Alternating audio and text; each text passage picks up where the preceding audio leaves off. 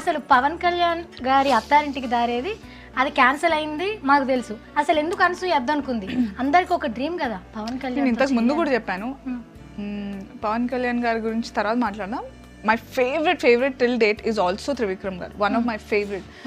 ఆయన punch lines కానీ is too impressive. ఆయన ప్రతి సినిమాలో అసలు ప్రతి ఆర్టిస్ట్ డైలాగ్స్ ఇంపార్టెన్స్ ఈక్వల్గా ఉంటుంది, every one. So I really admire him a lot.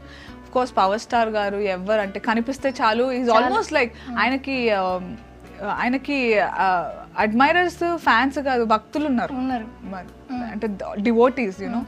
So నాకు ఆ టైంలో ఫ్రమ్ ద చైల్డ్హుడ్ నాకు ఎప్పుడు అంటే ఐ వాజ్ నెవర్ డెస్పరేట్, అంటే నెవర్ నాకు ఏం కావాలి అది వస్తే నేను తీసుకోవడం. నేను ఆ టైంలో, and this is very old news, ఈ ఇంటర్వ్యూ చూసిన తర్వాత ప్లీజ్ దయచేసి ఇంకెప్పుడు ఎవరు అడగొద్దు please. I don't want this to happen because వాళ్ళకి ఇబ్బందికరం ఇది.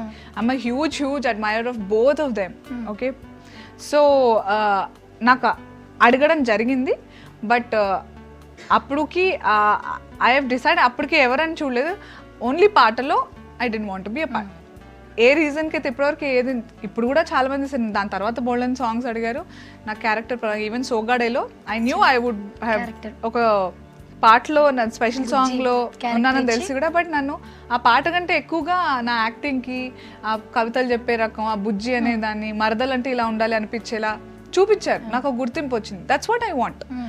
సో రేపు షూట్ అనగా కూడా ఈరోజు అడిగారు, but I only told them this thing అంతే.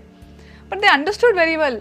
వాళ్ళకి లేని ప్రాబ్లం నాకు లేని ప్రాబ్లం జనాలకు వచ్చి దాన్ని పెద్ద రాద్ధాంతం చేసి ఇప్పటివరకు మీరు అడిగే వరకు కూడా తెచ్చారు.